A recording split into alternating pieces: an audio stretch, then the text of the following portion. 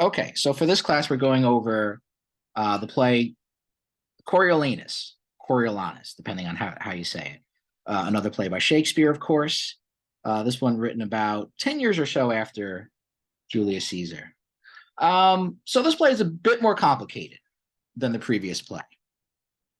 Julius Caesar is, a play that a lot of people, frankly, would probably read in high school or something like that. Not to say it's not, appropriate for a college class as well. Though I think it is a bit more accessible, easier to read. It's kind of the reason why I selected that play first. Coriolanus is a bit more, complicated, I would say, and we're going to spend more time talking about it. In fact, for this class, basically just going over Act 1, although the act is divided up into 10 different scenes. Some of them, though, are quite short. So the play is known for its very sort of harsh and abrasive language, although most of the play, of course, is still written in verse, which I think comes through pretty clearly, especially when Coriolanus is speaking. He is one of the more enigmatic Shakespearean characters, in the sense that he's a very unsympathetic character for the most part. You also don't really know that much about him, unlike some of Shakespeare's more well-known protagonists. He does not have a tendency to speak in soliloquy and sort of give these like long, monologues, which is, essentially Shakespeare's way of sort of taking you into, the minds of these characters, essentially what's going on in their heads. You don't really see that for the most part in Coriolanus. That's why I would say he's one of the more enigmatic characters. You don't really know exactly what's motivating him. Now this is, maybe to the casual person, not one of Shakespeare's better known plays, as compared to Hamlet and Macbeth and obviously a few others, King Lear, Othello, Romeo and Juliet. Although for, Shakespeare enthusiasts, I guess, if you want to call it that, the play has a very high, is held in very high regard, as of course is all of Shakespeare's work. For example, T.S. Eliot, the famous poet, who we referenced last class a little bit, right? His play, not his play, his poem, The Hollow Men. We made reference to that. Considered it to be, let's just let a few more people in. Considered it to be Shakespeare's greatest work, along with Antony and Cleopatra, which is also written around the same period of time. In Eliot's poem, The Wasteland, there's a reference to Coriolanus, revive for a moment, a broken Coriolanus. I actually included a link for the poem if you would like to check it out. It's definitely worth reading. It actually precedes the Hollow Men, which is maybe Eliot's most famous poem by a couple of years. Cole Porter, the famous songwriter, references it in the musical Kiss Me Kate, which is a famous musical basically about the adaptation of Shakespeare's The Taming of the Shrew, one of Shakespeare's comedies. Shakespeare's comedies are also important, maybe not held in as high a regard as his tragedies, although I could be wrong about that. Anyway, Porter is known for his, fairly humorous song lyrics and things like that. So one line from this is, if she says your behavior is heinous, kick her right in the Coriolanus, which I guess gives you a clue as well if you're not sure of the pronunciation of his name. Apparently Coriolanus, which I'll refer to him as, or Coriolanus are both considered acceptable pronunciations. An unfinished adaptation of the play was started by the radical playwright Bertolt Brecht, who's a communist, who certainly gravitated, I would imagine, to the sort of themes of class conflict, which are very prevalent within the play. A recent film adaptation, or fairly recent film adaptation, starring Ralph Fiennes. I always get this guy's name wrong. You want to say Ralph, but it's Rafe. Ralph Fiennes, Gerard Butler, and Vanessa Redgrave set the play in a contemporary setting, which I picked an image from here. and you can see Fiennes, who stars in and also directed the movie, clearly is emphasizing the kind of militaristic imagery here. Often, movie posters show Fiennes with his face, covered in blood and things like that. Many people see Coriolanus as kind of like a proto-fascist type of figure.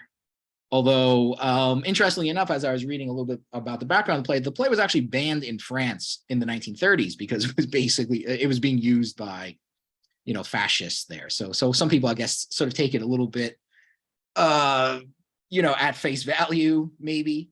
I mean, of course, that's one of the great things about Shakespeare is that his characters are so nuanced and ambiguous at the same time that you can have several different interpretations of it. Although I would argue, I mean, obviously I have my own interpretation of it, but seeing Coriolanus as the hero, or seeing Coriolanus as the guy that you want to aspire to be is a bit like people who I would say probably watch movies like Goodfellas or The Sopranos and think that these guys are like awesome. Or someone said The Sopranos is a show about cool guys doing cool things, which I imagine a lot of people do probably take those shows in that way. If you've ever seen anything like that.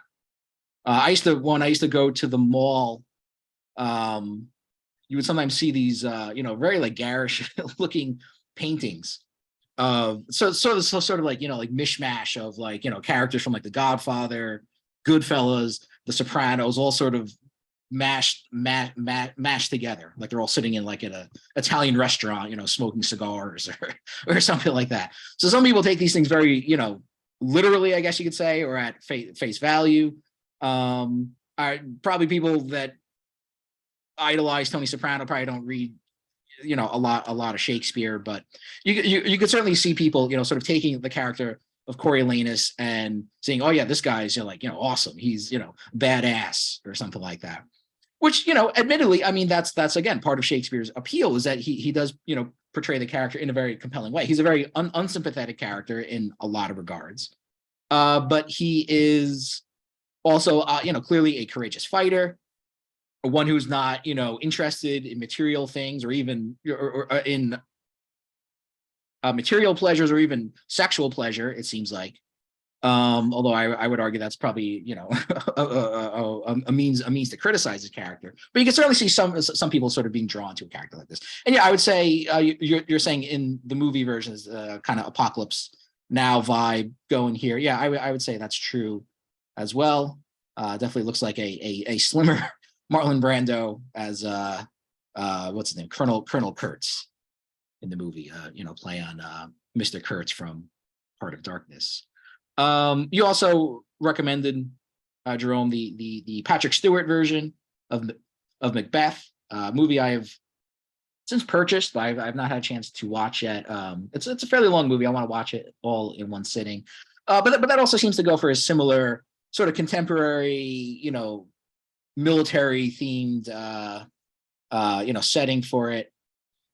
Which again, I would say is another great thing about Shakespeare is that you can do various different things with Shakespeare. As far we are completely inundated and saturated with Shakespearean adaptations, of course. Many of them I have not seen, so I can't really comment on them. But there are certainly some good ones out there. But you can sort of set them in the times where the plays would have originally taken place in. I was going to say in Shakespearean times, but of course not all of Shakespeare's plays are set in his contemporary time period, as this would be an example of which, and of course the last play as well, set in times of ancient Rome. But many people, like I said, also do things where they do set it in a more modern interpretation, which I think is a very interesting thing, particularly playing out the sort of militaristic or even kind of fascist implications of a lot of it. Or as I mentioned, also in a previous class, Orson Welles's adaptation of Julius Caesar in the 1930s, as in a kind of more contemporary to his era fascist setting. Some are hit or miss. I deplore the adaptation of Romeo and Juliet with Leonardo DiCaprio, as I think I've mention, which is sort of set in a contemporary setting of that time, the 1990s. There was a version of Othello with Mekhi Phifer, where he's sort of recast as like a high school basketball star or something like that. I mean, there's some pretty bad ones out there, but there are, I think a lot of good ones as well. Anyway, so Shakespeare's influences for this play, as are pretty common, influences for many of his, historical plays, particularly the ones set in Rome, were very likely Livy, the Roman historian, who was also a very big influence on Machiavelli. Machiavelli's famous discourses on Livy sort of form the foundation for Machiavelli's Republican political theory, sort of the other side of Machiavelli. Machiavelli most being known for The Prince, of course, but Machiavelli actually spent much more time working on his discourses. It's a much larger work. It was written after The Prince, and it's certainly considered to be his sort of magnum opus. Anyway, I mean, they are essentially an extended reflections on Livy's history of Rome. Plutarch would be another influence as well, who wrote about the lives of ancient Greeks and Romans. Shakespeare may have even been directly influenced by Machiavelli. It's likely he would have had a translation, or a translation would have been available of Machiavelli's discourses. It's interesting to mention that work because, and I think I mentioned this in a previous class, but the idea that there are two Machiavellis, the Machiavelli of The Prince, of basically, a monarchical system of government, an autocratic system of government, and the Machiavelli, the Republican Machiavelli is a common, theme or argument that's made about Machiavelli. For example, I believe Hart and Negri talk about that in their book Empire, which I know I talked about in class. I would say that there's not, I don't know if that is necessarily true, though, that there are two Machiavellis, meaning there are two completely distinct and different versions of Machiavelli's theory. I would argue, in fact, there's kind of a sort of common thread that runs throughout his work, which I'll talk about, later on as well. But, or I know I have a reference to it later on in the class. But when Machiavelli is even writing The Prince, the qualities that he emphasizes that are necessary for a successful ruler are, certainly having a kind of practical knowledge, knowing what to do at the right time, so to speak, which often, would include doing fairly ruthless things. But a quality that Machiavelli tends to emphasize a lot is the characteristic or the quality of being adaptable, being able to adapt to situations, to not be rigid, to not be sort of dogmatic in your views, to be flexible to a certain extent. That is a quality that he emphasizes for The Prince, which is basically his term for like a monarch, basically. But it's also essentially the same kind of argument he makes for why he, prefers a republican system of government to a more autocratic system of government. He believes that a republican system of government would be more adaptable, basically, than an autocratic form. So I would argue that's actually a common theme that seems to run throughout his work.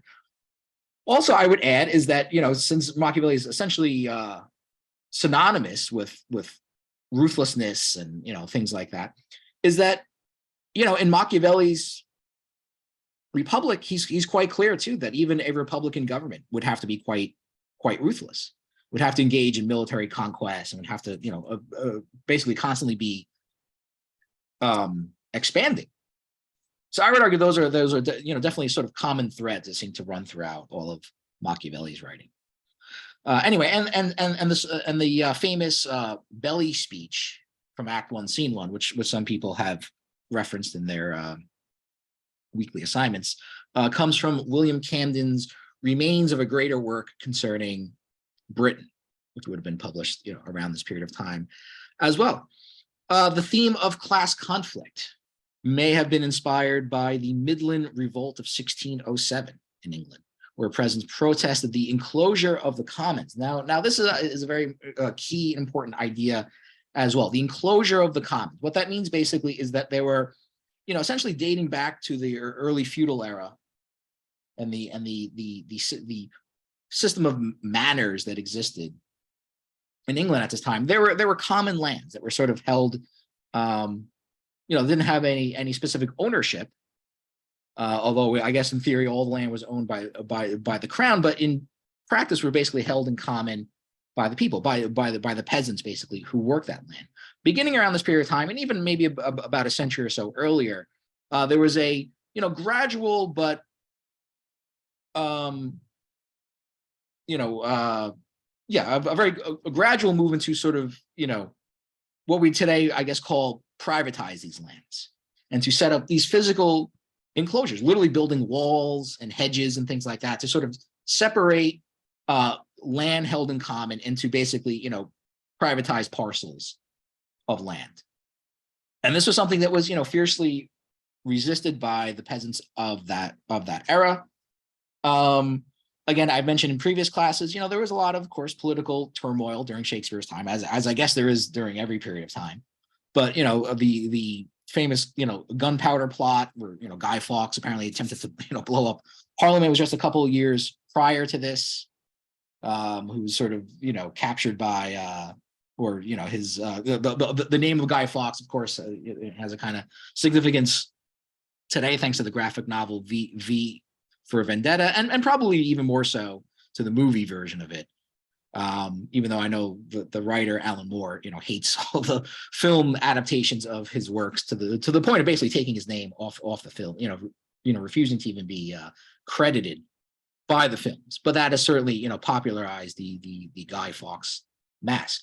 Anyway, so there was a lot of, political turmoil, a lot of class conflict going on during this period of time. Now, according to Marx, the enclosure of the commons played a very pivotal role in the development of capitalism in England, which of course was the first nation to essentially become, a capitalist society, as it both created a landless proletariat that, gradually moved into the cities and became basically the urban proletariat, the industrial workers, and laid the basis for commercial agriculture.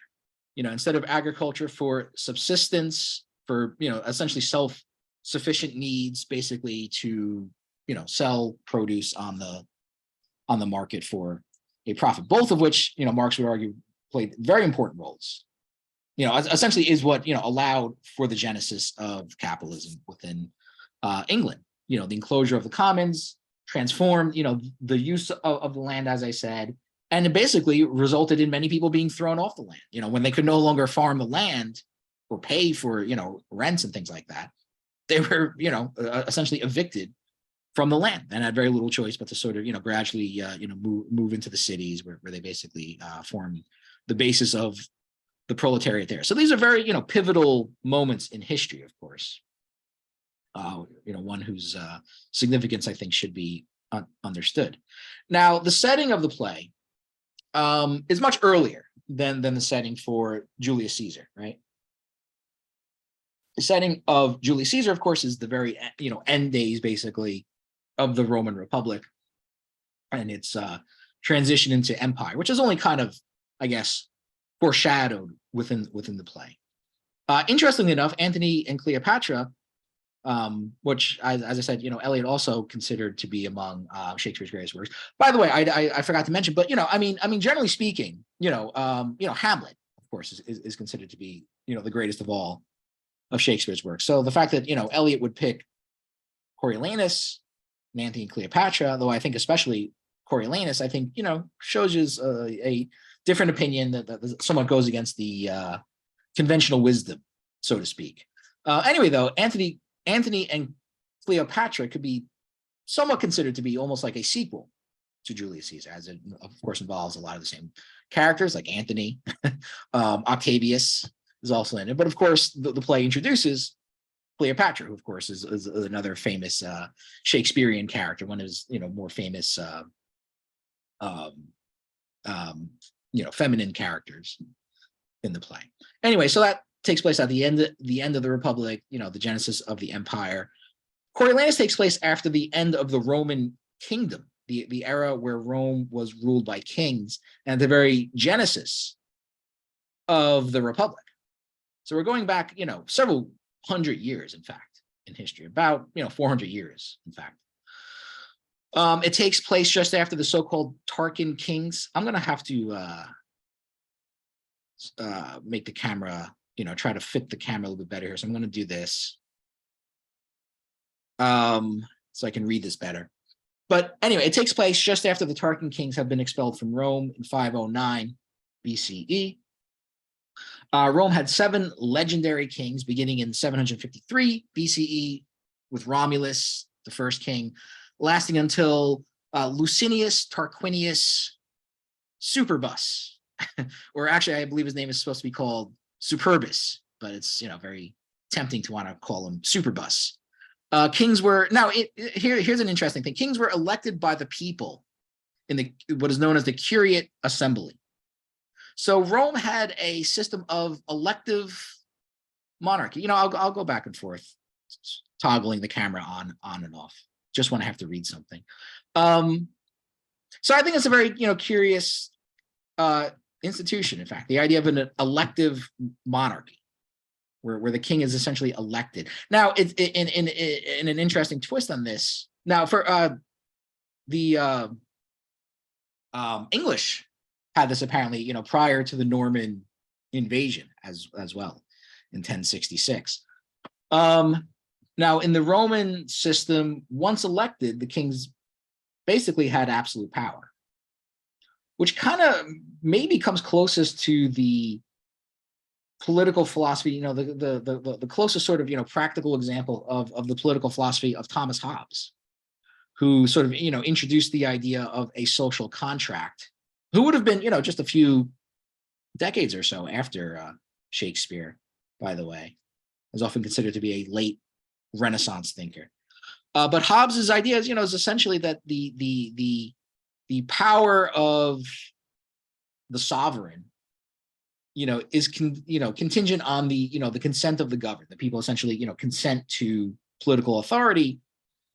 But once they sort of create this political authority, that the sovereign basically has unlimited power, which is certainly a strange idea. You wouldn't really find many contemporary examples of people consenting to give what is essentially absolute power to a political sovereign. But I wonder if this idea of the the Roman kingship system was sort of an influence on that.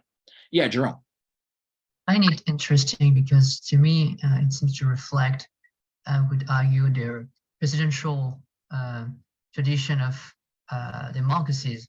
Like, for instance, in France, we always talk of a president as a king because actually he has a lot of power, and the institutions are made in a way that can easily get the majority and can do lots of things, which in a sense can contradict the more parliamentary tradition, which compels the party in power to always make compromises. So it's interesting to see that, just like the affiliation, the genealogy between monarchies, especially the Roman monarchies, and more presidential regimes, in my opinion. Mm-hmm. Sure. Yeah, I would say we're probably seeing an example of that play out in real time right now in France, going with what's going on there. Indeed. But yeah, I mean, apparently the powers given to the French presidency there, for what I read, stem from Charles de Gaulle, essentially. Absolutely. I'm sorry.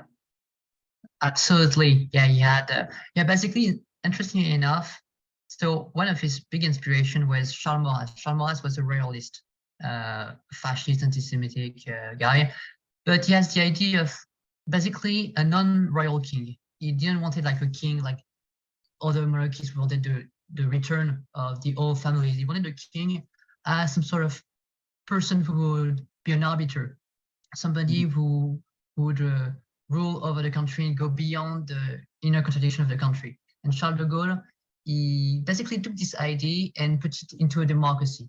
So yeah, there's definitely a royal inspiration, interestingly enough.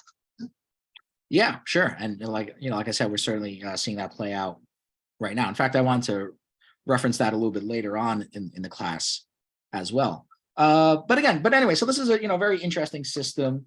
The idea of an elective an elective monarchy. Now you could, and again, an elective monarchy that basically grants absolute power to the king. You could imagine maybe an elective monarchy that gives very limited powers to a king, but essentially, once elected, the king had more or less absolute power. Now, I didn't include it here on the slides, but I meant to include it. But you can also, I guess, see a very maybe a similar example in Lenin's idea of how a political party or how a communist party is supposed to function, right? In Lenin's theory, this is what he refers to as democratic centralism, which I think more or less follows a kind of similar idea.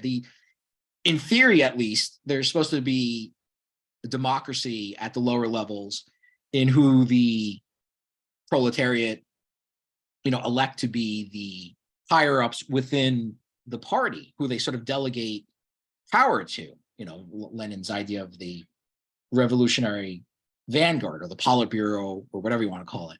But the idea is that once elected, then the party elites at the top, again, essentially also have sort of absolute power. That's where the centralism comes from in democratic centralism. Now, that's a theory. I would say that there's, in practice, there's actually very little democracy at all, and even in who gets, chosen to be the revolutionary elite within the party. But that was at least in theory how his idea is supposed to work. I guess the other difference would be that it wouldn't be a single ruler, but essentially a committee, like I said, like a Politburo or something like that, a central committee. But sort of seems to follow, at least in some regards, a kind of similar idea. So, up until now, I haven't gone that deeply into explaining the political institutions in Rome, for no other reason that they're very convoluted and, frankly, I guess aside from the Senate, fairly archaic as well. But I'll speak a little bit about it because at the very least, many of these institutions, at least, like, for example, the Curiate Assembly actually predate the Republic. But some of the others that I'll mention, essentially sprang into existence at the dawning of the Roman Republic. So Rome was the Curiate Assembly gets its name from the term curia. Rome was divided into 30 curia, as they were known, which were basically made up of 3 tribes that were sort of further divided into 10 different clans or families. So, all right, so that's where you get the 30 from. The 3 tribes were the Ramnes, the Latins, the Tites or the Titties, that's what it looks like to me, the Sabines, and the Lucaries or the Etruscans, which is at least another term you may have seen. If you look closely, you can kind of almost see the word Tuscany in there, who, like I said, were basically further divided into 10 different clans or families, basically. Now, whether the commoners, the plebs, could vote within this assembly is apparently a disputed idea. Some people believe that they could not vote. Some people believe that they could vote. I think the idea that they could vote is now more, supported by evidence. Now, again, interestingly enough, the patricians, the upper classes of Rome, and the plebeians or the plebs were part of the same curia. So if you were one of the, and basically every Roman citizen was grouped into these 30 curia or curiae, I guess is the plural. So you kind of have this sort of class structure, which is sort of enclosed by this clan structure, or the idea that class conflict was supposed to be sort of subsumed under this clan and very kind of like tribal structure. It's a very interesting thing. The problem with it, though, is of course it tended to obscure the class conflicts, which very often develop between the patricians and the plebs. Now, what else do I want to say about that? So this also kind of gives you a sense of how cities essentially were founded, which is this sort of coalitions that develop between differing tribes. Now, this is admittedly as a simplistic view of history, but you could imagine in the sort of prior to settled communities and things like that, you have these sort of wandering nomadic tribes who are not settled, obviously, and then gradually over time, and this is where the simplification comes in. But gradually they begin to sort of settle land, and they essentially form larger sort of conglomerates out of different tribes. It's essentially differing tribes sort of agreeing to, for all intents and purposes, basically to share the land, and of course creating greater and larger social organizations out of that. Now, I mean, numbers vary, but I mean, I would say that these tribes probably were made up of tens of thousands of people, maybe hundreds of thousands at the most. I mean, if you look at the populations of cities back then, I think there were, most large cities, I think, would be no more than a few 100,000 people. So, that's kind of how you get these sort of larger, social units or organizations. It's basically coming from these sort of nomadic tribes who essentially stop being nomadic and essentially agree to sort of share the land with other tribes. Anyway, so you have a number of legislative assemblies in Rome besides the Curiate Assembly. So this assembly was charged only with electing kings. They didn't really have any real sort of legislative power other than that. But it was eventually replaced by what is known as the Centuriate Assembly and Tribal Assembly. I have a graph in the next slide, which hopefully will make this a little bit more clear. And I say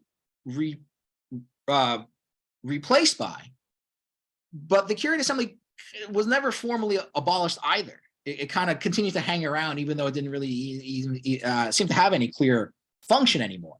So I think that gives you a sense of, like I said, the very convoluted nature of a lot of these Roman institutions. I mean, again, these things weren't like planned out in advance, and of course the genesis of these institutions took place over the course of hundreds of years. So it's a very sort of like haphazard, almost kind of ad hoc nature, which I think adds to the sort of convoluted structure of a lot of these of the Roman political institutions. You also have another assembly known as the Plebeian Council, or Concilium Plebis, which was founded after the so-called secession of the plebs in 495 and between 495 and 493 BCE. So essentially, the plebs, and this is where I'm going to compare this to France in what's going on now in France in a second. But essentially, what the plebs did, because of debts, which I've already talked about. I talked about the work of Michael Hudson and things like that, and the tremendous debt crises that were, common during this period of time. That the plebs essentially, I would say, went on strike. They said, the hell with this. We're going to go to what was it, Mons Sacer, the Sacred Mount or the Sacred Hill, and we're just going to hang out there. And hey, you need us to work. Well, we're not going to work. That's why I say it's essentially like going on strike, basically. And of course, obviously, an indication of the significant, again, class conflict that was going on. So, if this is about 15 years or so, so you got 509 BCE to 495 BC. So roughly about 15 years after the end of the kingdom, you have this enormous moment where the plebs, like I say, essentially go on strike, and they were able to basically win concessions because of that. They were able to get a council of the plebs established, which eventually became a very powerful institution there. Yeah, Jerome. I don't know if I would compare it to the secession of the plebe, because it's just my own perspective, so limited. But my perspective is, I kind of feel that what's going on in France is pretty much in Westen nicht Neues, nothing new at West. Like, I feel that this happens like every few years. So we had the same thing for the yellow jackets. Then before it was for like the Macron law when Macron was Minister of Economics, and basically those large strikes, they are pretty much part of the culture, I would say, and I just feel that they are omnipresent. So I see a lot of people here in the US reflecting about how it's going to change things, or is it to change? But to me, from my own perspective, which is once again is epistemologically limited, I I don't know if that's such a change, because it's just how in France we process social change. Like we have a very conflictual, or we have very conflictual work relation and political relations. So I would say it's more. I would say it's something more standard. Whereas the the secession of the plebe was, I would say, more of a breakthrough. I have the impression, but once again, it's just my perspective. Well, sure. I mean, this was in many ways maybe one of the first moments of a much larger, process. I mean, there were, as I say in the next note, there were similar secessions which occurred in subsequent years. The one in 287 BCE, probably the most significant, besides the first one, actually, significantly expanded the power of the plebeian council. Basically, made it so that the laws passed by this council were essentially binding on all Roman citizens. It also established the institution of the tribunes for the plebs. So again, the office of tribune tribe. So tribunes existed within the so-called tribal assembly as well. But they were basically, essentially representatives for the plebs who, had at least at one point significant political power. Now, according to Hudson, Roman history is just, especially in the latter, centuries of the Roman Republic, a process of just, systematic execution of the leaders of the plebs, those that they couldn't sort of, bribe and corrupt, basically, which, according to Hudson, basically leads to the decline of the Republic. But yeah, I would argue that these were not necessarily singular moments, but seemingly, a more or less constant process. These were the most significant moments, as maybe, the French general strike of 1968 was, and perhaps this one maybe become one of those, particularly significant moments. But this was more or less, conflict between the plebs and the patricians was more or less a constant feature of Roman politics. Yeah, Jerome. Yeah, I definitely see your point. I remember during the Yellow Jackets, President Macron pretty much explained that he would organize like convention citoyenne, citizen conventions, so that, like drawing like citizens by chance, and just to discuss subjects to influence the lawmaking process. But basically, yeah, it was not very substantial. Like it happened, like it was more of like a political move to say, "Oh yes, we're listening to you." When instead, it was not really the case. Just a personal anecdote about the manifestation of 1968. Actually, began in my home university, Paris Nanterre. Oh, yeah. And basically, it all began because literally men could not go into the girls' dorms, and they basically started protesting to be able. And then the workers joined in and became what it became. But yeah, that's how it started. Yeah. I mean, it's very interesting. I think France does tend to stand out in a lot of ways. I mean, you look at what's going on here within the United States, you do see a significant rise in labor disputes and strikes and things like that. Doesn't seem to really be as significant, as large scale. Of course, in some cases, like the railroad workers here in the United States, literally had their right to strike taken away by Congress, including by the so-called socialist members of Congress, which I think is a travesty if you consider yourself to be a socialist. But France does certainly stand out as far as its very, radical politics go. Now, what you can certainly read into, what led to the end, the end of the strike. Did the unions, the so-called Stalinist unions, betray, the working class and things like that. There are various, readings as to why the strike in 68 failed. Although they did win some concessions, of course, then as well. We'll sort of see how things play out here. Anyway, if you want to read more into these significant moments within Roman history, Livy's From the Founding of the City, or Ab Urbe Condita, I think is one of the authoritative sources. Again, Livy, big influence on Machiavelli and very likely on Shakespeare as well. So this is all right. So let me shrink my camera a little bit. If you can see that better now. So again, you can see why I don't want to spend too much time talking, or haven't really spent any time talking about going into detail about this until now. Again, I would say this for the most part serves a kind of antiquarian purpose. I mean, these are very archaic institutions, but it kind of gives you at least a diagram of how these institutions work. Now, it doesn't even mention the Curia assembly here. It does mention, the Century Assembly or the Comitia Centurata, which were assemblies of soldiers divided into 100 groups known as centuries. Of course, you have the and their role is basically to elect the higher magistrates. These were like the sort of like the cross between the judicial branch, but also the executive branch of government in some regards.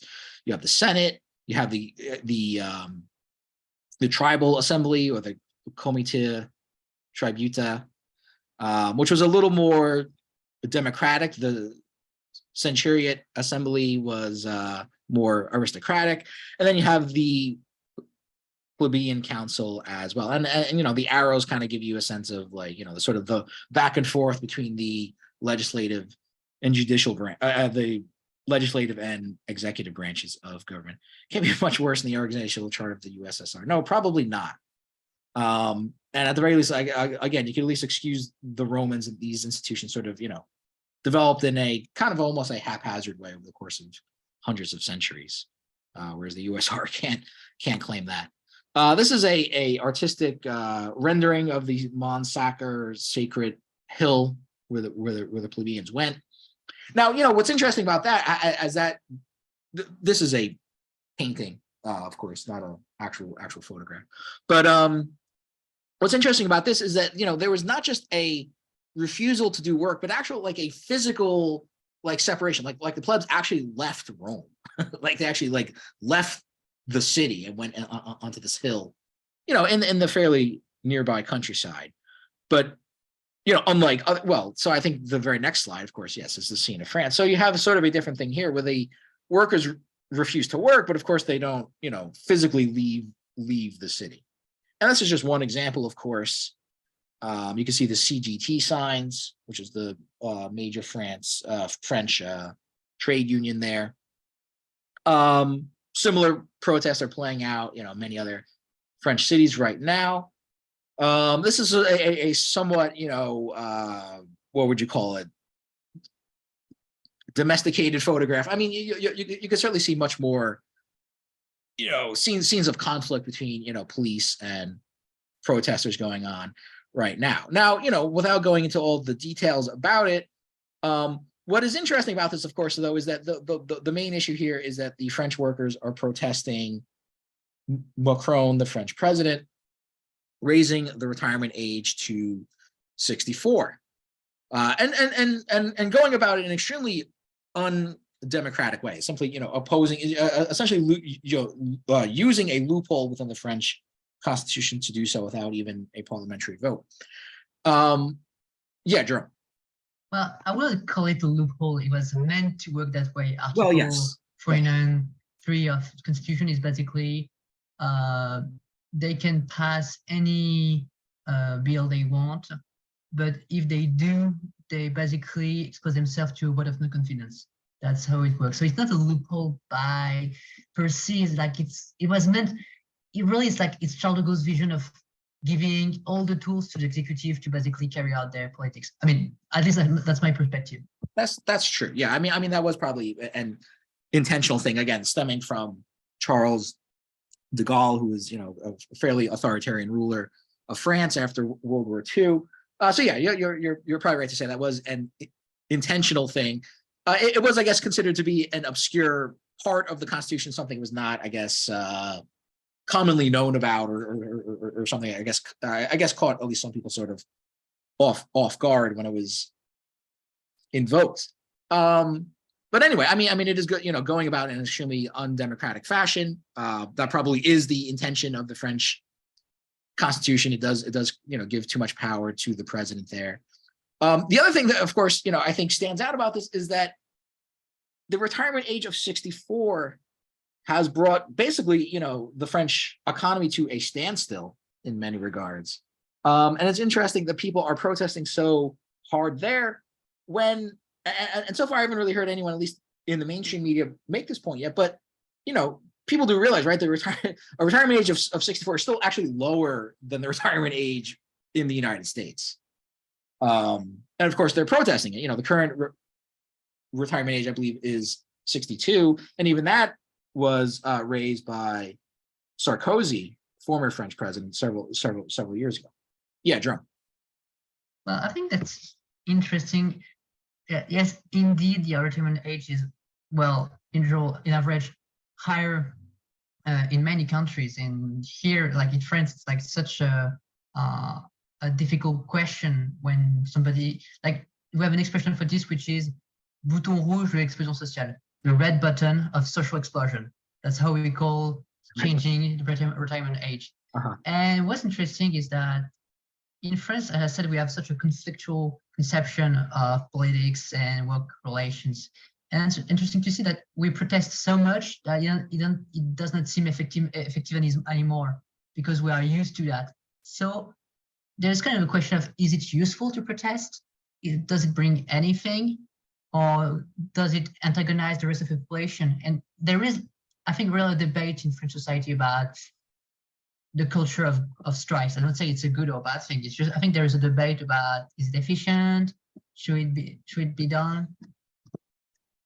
Well, I mean, I would say that without that history of protest and radical politics, much more of an explicit socialist and communist politics within France, probably French workers would not have as good of a standard of living as they have compared to many other countries. So I think there's some rationale for that, or to use a well-known phrase, a kind of method to the madness, if you consider it madness. I mean, at least it seems to deliver a practical result, or at least has in the past. I think you're right also that it's becoming less and less of an effective tactic, but I think that also speaks to maybe the stage of capitalism that we're in. We seem to have reached a stage of capitalist accumulation where the screws are essentially tightening. It's becoming harder and harder for the capitalist economies to maintain their profit rate, and so of course when that happens, the costs of this usually fall upon the working class. And maybe in the past, when circumstances were a little bit more favorable, workers could with a little bit of protest or a lot of protest, maybe wring some concessions out of the ruling class. But I think now, with situations basically being tougher within all the capitalist economies, including France, I think, yes, the ruling class is just much more sort of dead set, basically, against not only making more concessions, but actually sort of taking things back, essentially, as kind of happened in the United States after the 1980s, and even happened in the United Kingdom under the Thatcher years. France kind of escaped that to a certain extent. I mean, you had the French president Mitterrand, who was a socialist, who was essentially forced to reverse himself and essentially govern like a neoliberal. So I mean that has also been going on within France as well, but I think maybe up until recently, at least, and maybe still to some extent now, has been able to avoid the more severe sort of consequences that have fallen on workers within the United Kingdom and the United States. But yeah, it seems that all countries are being sort of caught up in it now, and I would say it's essentially related to the falling profitability of most of the capitalist economies. I mean, they're just not doing well, and I have some charts and graphs about that, which I'll show later on in class as well, which I think speaks to that. Especially as we talk about who are some of the modern day Coriolanuses out there. I think there are maybe a few people that we can think of. And again, you do see sort of similar stuff playing out in the U.S., but not nearly as significant. And all right, well, I'll get to that in a moment. But anyway, so let's now sort of get into the play itself. So, like I said, I mean, basically just going to cover Act 1, which is made up of several scenes. Many of them are fairly short, but try to really go in depth in talking about this play and really explaining what's going on. So Act 1, Scene 1 basically begins with a gathering of citizens protesting the lack of food, which again, is based on real historical events as well. And of course, this really sets up a lot of the conflict which happens later on. The plebs, the poorer citizens, as they call themselves, are essentially blaming. And again, I think there are very striking parallels between what you see now. Are essentially blaming the rich for either hoarding food or creating the kind of situation that makes food or grain scarce. And of course, when we talk about inflation going on now, of course that's one of the areas where you see this most being affected by it, right? A significant rise in the price of food, mostly due to I mean, then you get into a whole debate about what is the cause of inflation. I mean, I would argue that it's due to the supply chain breakdowns because of COVID, because of the war in Ukraine. Apparently, that's not a view shared by the U.S. Federal Reserve, which believes that workers are actually making too high. Workers' wages are actually too high, and is determined to bring down inflation at the cost of creating basically millions of people being unemployed. The problem with that, of course, though, is that inflation is much greater than the very small increase in workers' wages over the last few years. And this is after decades and decades of basically stagnant wages for workers, at least here within the United States. Anyway, so there are lots of parallels that you can draw from. And by the way, if there's something that I miss or don't address, feel free to call out anything that you think makes you think of contemporary situations playing out now. But anyway, and once again, I'll try to do justice to Shakespeare. I'm not a trained Shakespearean actor, so I'm sure my delivery is not that good. But so one of the citizens say, "We are accounted poor citizens. The patricians good. What authority surfeits on would relieve us?" Surfeits means basically like an excess. So he's basically saying that the authorities have an excess of things. If they just got rid of their surplus, not even imposing any hardship on themselves, but just got rid of their excess, it would be more than enough to keep us fed. But they won't do it, basically, or at least this is what the citizen says. If they would yield us but the superfluity while it were wholesome, we might guess they relieved us humanely, but they think we are too dear. The leanness that afflicts us, the object of our misery, is as an inventory to particularize their abundance. Our sufferance is a gain to them. Let us revenge this with our pikes ere we become rakes for the gods. No, I speak this in hunger for bread, not in thirst for revenge. And they basically debate whether to kill Caius Marcius, who is Coriolanus. He officially becomes Coriolanus at the end of Act 1. I'll basically, for the most part, just refer to him as Coriolanus throughout. Now, this is also written in prose, not verse.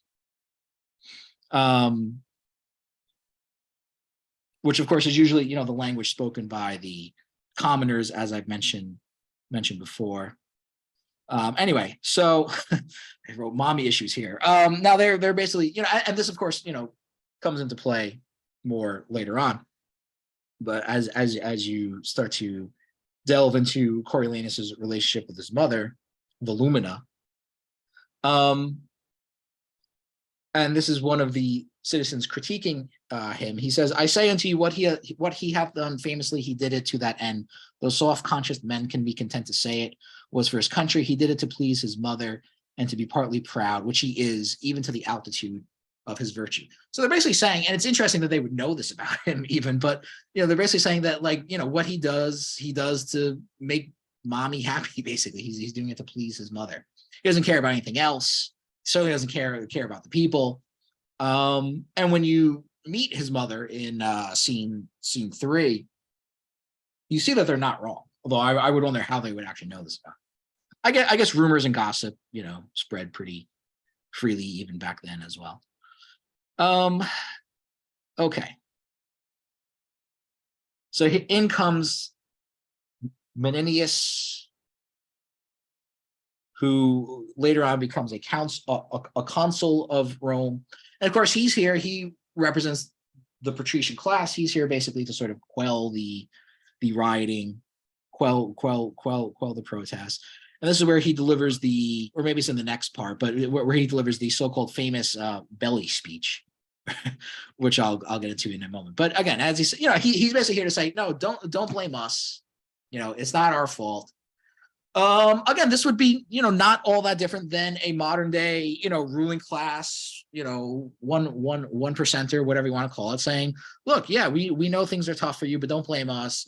It's the market. We can't control it.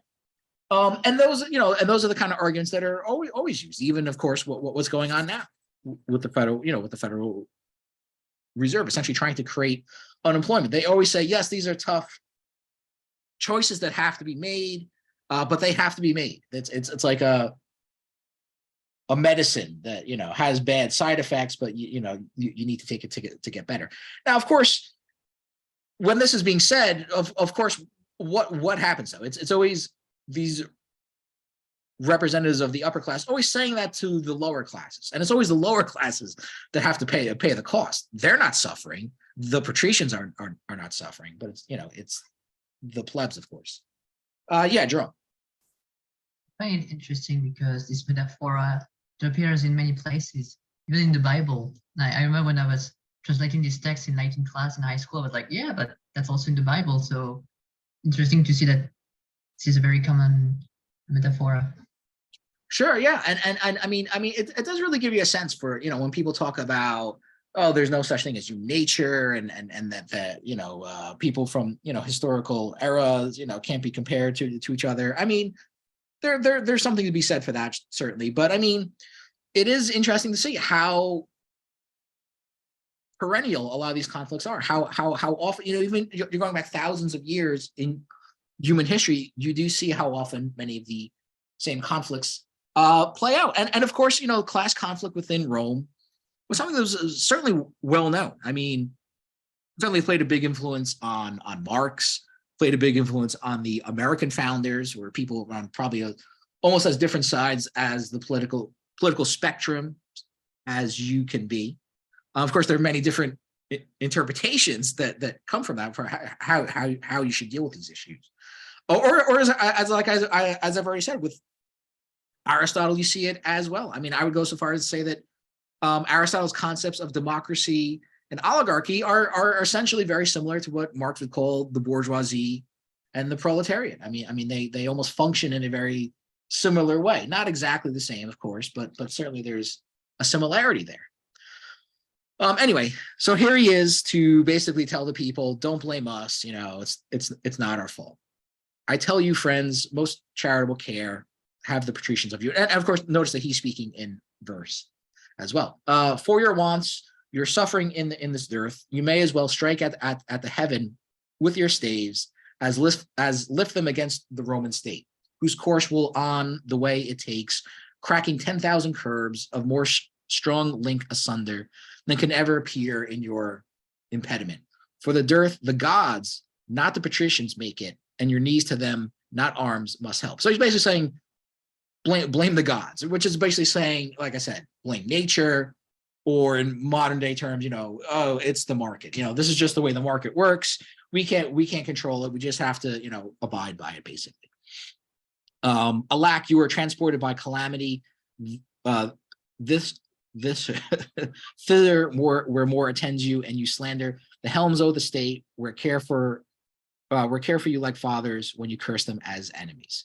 So again, a very benevolent, paternalistic role. If you think of the term patricians, of course, the words patriarchy and patriarchal derive from that. And that's basically saying, it's like, look, we're like your, benevolent father figures. We're here to take care of you.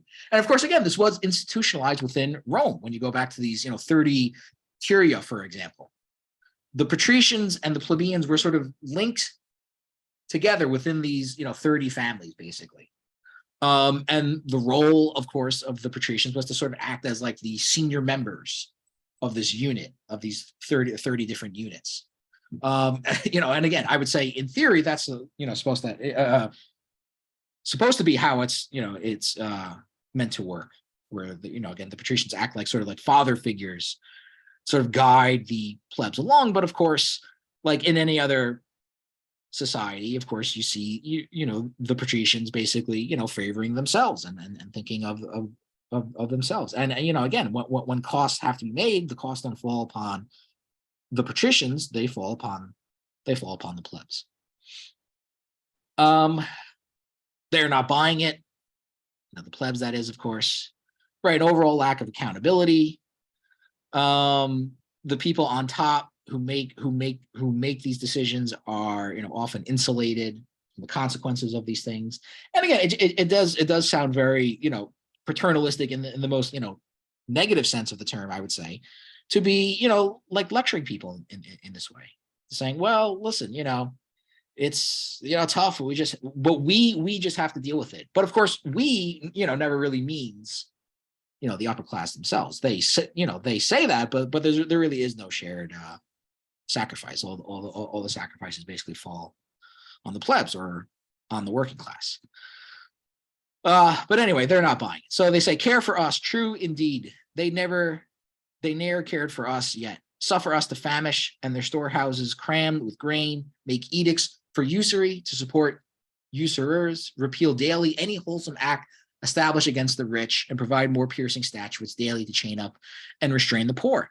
If the wars eat us not up, they will. And there's all the love they bear us. So, hard not to agree with that. Now, again, references to usury and usurers, is reference to debt, which, again, as I've already mentioned, is a very significant issue within Rome. The so-called debt crises, or multiple crises within Rome, were a recurring problem. Now, interestingly enough, can you actually blame the lack of grain, the lack of food on the upper classes? Is the circumstances outside of their control? I don't know. From my understanding of things, I think and again, here another interesting modern parallel. I'm sure there'll be parallels that I miss. So, like I said, if I miss anything, feel free to call it out. But essentially, my understanding of this was that there was a sort of a breakdown in what we today call the supply chains, basically, that would supply grain to the Roman people, related to the almost constant wars being fought by the Romans during this period of time. So, is it really just sort of a natural phenomenon? Is it something really outside of the control of these people, or is it related to the policies chosen by these people that lead to these negative consequences? Just like I'd say, again, the supply chain breakdowns because of COVID, to a certain extent, is a natural phenomenon. I mean, certainly if you reject, as I think you should, the so-called lab leak theory, which is hardly even a theory, but that COVID had a natural origin. That is one thing, but scientists have been warning about pandemics like this for quite a long while. And what preparations were taken by the corporate managers who sort of, govern these supply chains? Basically nothing. There were no contingency plans in place. There was nothing, even just building up a stock of inventory just in case something like this happened. Of course, all these contingencies would have, cut into their profits. So they neglected to do these things. So the supply chain breakdown and resulting inflation because of COVID, I would say, is only partly natural, as is often the case, but partly also, again, because of the choices made by, corporations or the managers of these giant corporations. So I think that, yes, there certainly is some blame that should be laid upon them. Just like, maybe the lack of grain within Rome was because of the, constant wars being fought, near constant wars being fought by the Romans during this period of time. Now, even if you allow for that, even if you say that it is because of circumstances outside of their control, well, what about usury? What about the debt crisis? That's not a naturally occurring phenomenon. I mean, that is certainly a result of a policy, a result of choices made by the Roman state. Which, again, if you follow what Hudson says about it, in a somewhat simplified way, essentially, the Greeks and the Romans copied the financial institutions of the Near East, of the Phoenician traders and people like that. The idea of compound interest, where you run up a debt, there's interest on the debt. the interest then gets tacked onto the principal, and then you have, an even bigger principal debt that you have to deal with. The Greeks and the Romans basically copied that practice without copying the regularized practice of debt forgiveness, which existed within many of the Near Eastern kingdoms, like the Babylonians and the Egyptians, even, I think, and various others. So they copied these practices without copying the idea of debt forgiveness. So that is certainly something that again is a result of choices that were being made, not something you can blame on an act of nature or an act of the gods. Now, for what else they say, yeah, any restraints against the rich are repealed as soon as they're made. You can think about that, in a modern context, tax cuts for the wealthy, deregulations of business and things like that. Provide more piercing statutes daily to chain up and restrain the poor. So again, all the government policies basically, benefit the rich and fall disproportionately on the poor. Interestingly, that plays out with taxes as well. I mean, people, the rhetoric over taxes in this country is so unbelievable in that, yes, nobody likes to pay taxes. Everybody realizes, yeah, and taxes are expensive. But what, working class people don't seem to realize, who support the idea of tax cuts, is that the more you cut taxes on the wealthy, the more the tax burden basically falls on the working class, not in direct income taxes, but in things like sales taxes and other things. It's not like when you cut taxes, the government just stops spending money. They just find other ways to make it up, as well as, of course, running up debts, but also, basically shifting tax burdens onto people in various other ways. So I think you can see some evidence of that as there too. And of course, the reference, if the wars don't eat us up, they will, certainly has a very, striking resonance today, especially what's going on in recent, years, or in the last year or so. We're sending all this money to the Ukraine, although we're really not. I think, as I've said, most of the so-called aid to the Ukraine, which is over $100 billion at this point, basically just goes to American corporations, American weapons manufacturers. So, at best, you could say that we're essentially buying weapons on behalf of the Ukrainians and then shipping them over there. But that's a lot different than saying this money is going to the Ukraine. Most of it is not, in fact. But again, and of course, the military budget is constantly going up every year.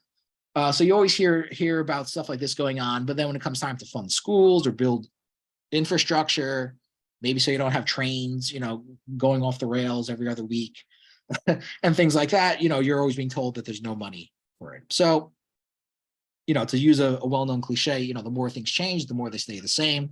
You certainly see things playing out now that were going on back then as well. And of course, with the benefit of Shakespeare's just beautiful use of language to illustrate these ideas and these concerns. Yeah, Jerome. Well, I find it interesting because, from my own perspective, I was born in 2002.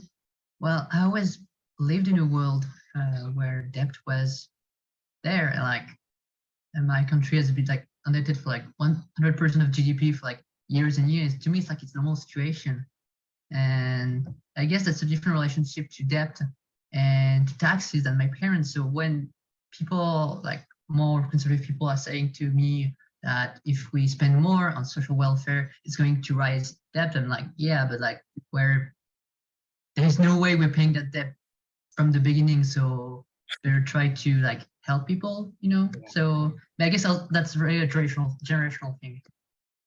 Well, yeah, there is, I guess you could say, a kind of politics of debt as well, in that certain countries like the United States and I would imagine France and other European economies can certainly get away with, running up larger debts than, say, a country like Kenya or Bolivia, or a country in what used to be called the third world, now referred to as the global south, or whatever you want to call it, underdeveloped countries.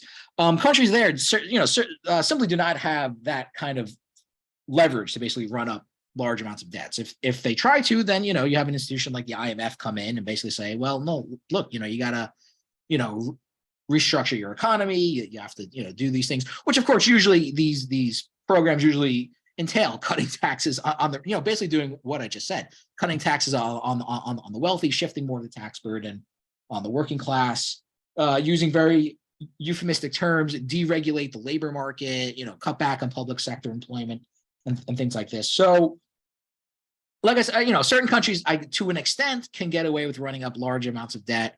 Other countries can't. The idea of just, simply raising taxes on the wealthy to pay for debts is a tricky issue, though.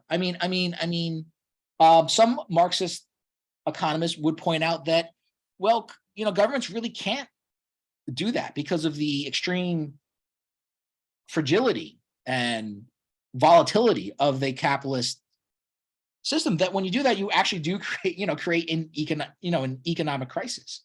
So they would point to the fact that, this illustrates that, capitalism is simply an unviable system in the long term. Simply not tax cuts, but tax increases on the wealthy and things like that. And, these are all essentially reforms that would occur in the context of a capitalist economy.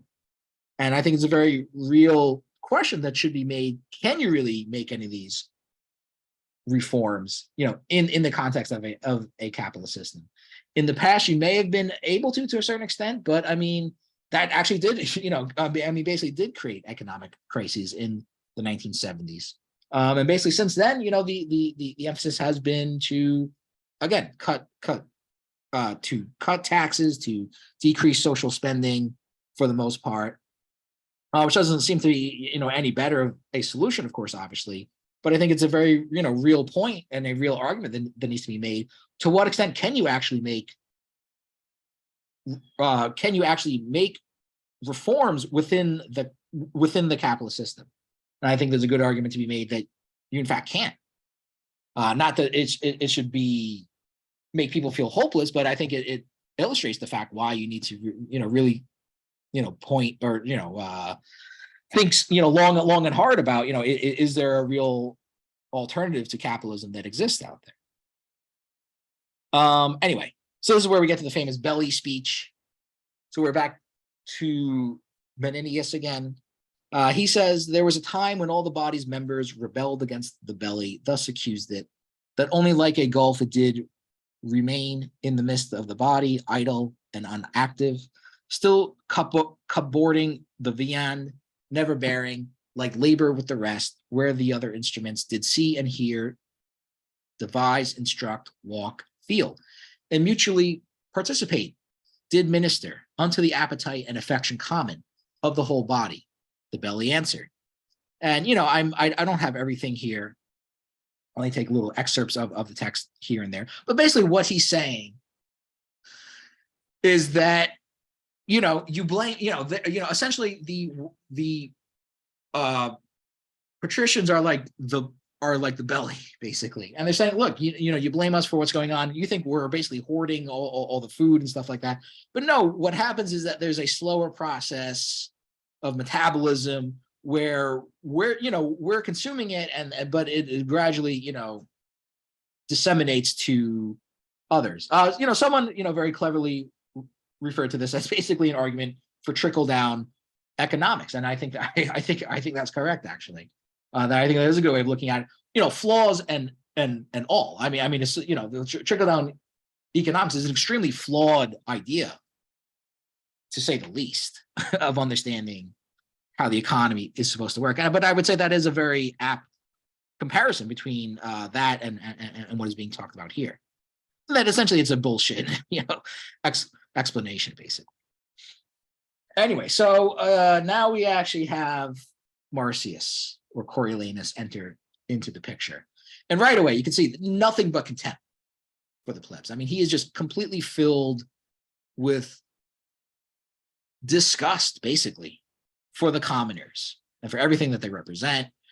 The idea that they have any kind of political power at all.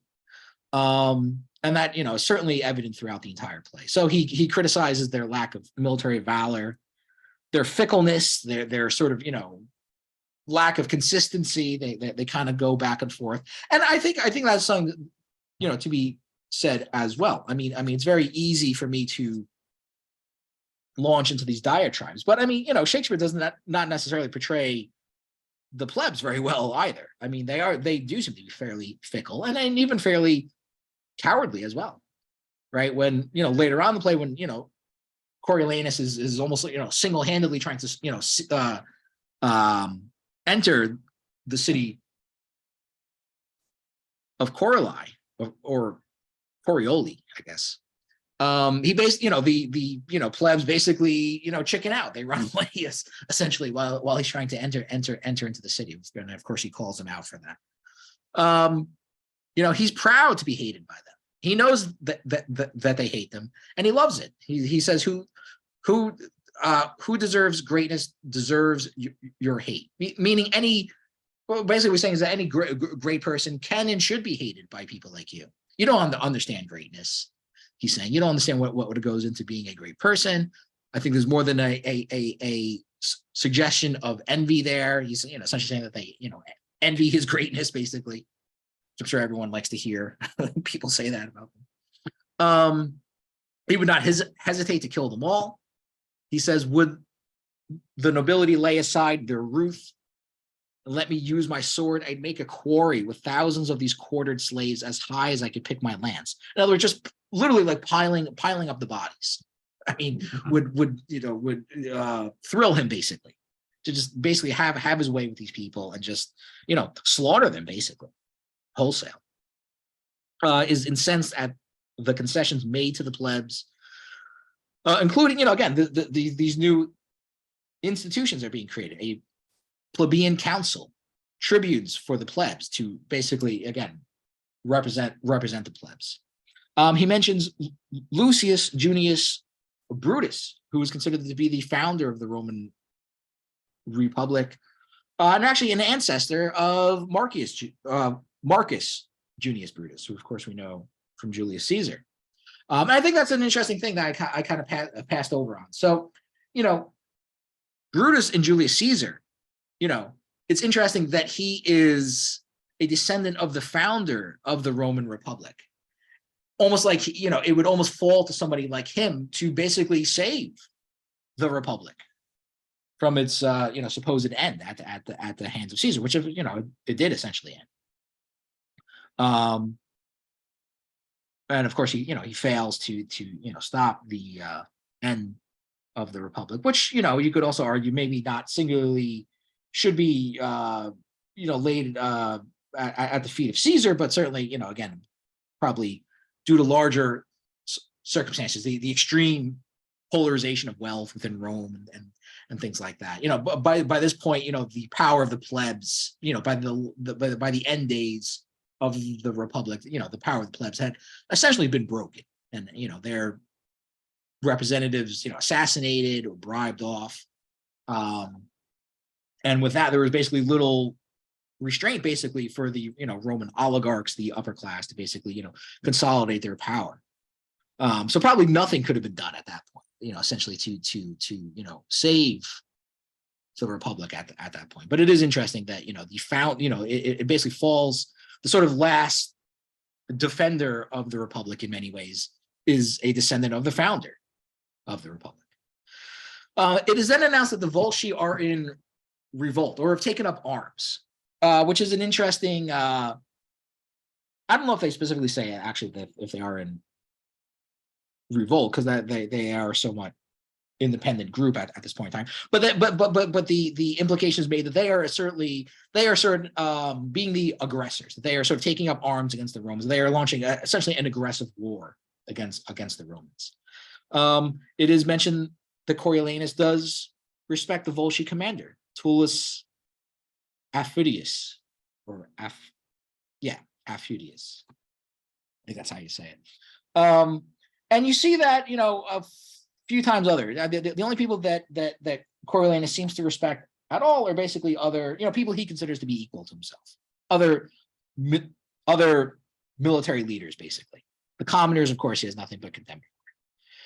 So, and this is sort of where you'd see the region of Volsci on a map. Might be hard to see. This is sort of being, the central part of Italy, not far from Rome, in fact, which would be a little bit, I believe, south of here, if I'm not mistaken. Of course, it's worth mentioning that, Italy did not become a unified state until well into the 19th century. And even in Machiavelli's day, of course, was still, largely characterized by, feuding city-states and smaller kingdoms and principalities and things like that. Of course, it did eventually become, for a period of time, unified under Rome, but then, when the Rome, I'm sorry, here's Rome here. So it's slightly north of it, in fact. My mistake. But of course, when the Roman Empire fell, then of course the political, unification of the Italian peninsula fell apart as well. So he's sort of, egging on the plebs a little bit. He's saying, the Volsces have much corn. Take these rats thither. I can't say that word for some reason. To gnaw their garners, worshipful mutineers. Your valor puts well forth. Pray follow. And of course, the citizens kind of sneak away, which he, is not surprised about at all. Now you get sort of a indication that, even his, compatriots are a little, wary of him as well. They say that the present wars devour him. He's grown too proud to be so valiant. So he's sort of, very full of himself, basically. He's a brave warrior, but, he basically just thinks he's better than everybody, with very few exceptions. And I think even those that he more or less considers on an equal footing to them, I'm sure he probably sees himself as being a little bit better. Okay. Now when we talk about the modern day, who are the modern day Coriolanuses, or just anuses, maybe? There's certainly many people that you could think of. One that I think would come to mind is who I just read about recently. In fact, is Bernie Marcus, who is the founder or co-founder of Home Depot, who's worth about $8 billion.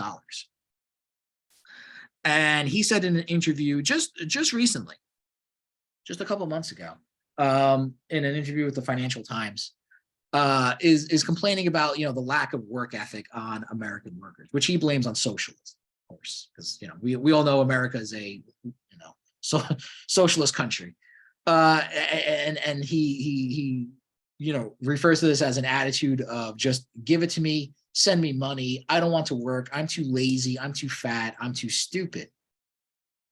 He goes on to say, I'm worried about capitalism. Marcus told the Financial Times, capitalism is the basis of Home Depot, and millions of people have earned this success and had success.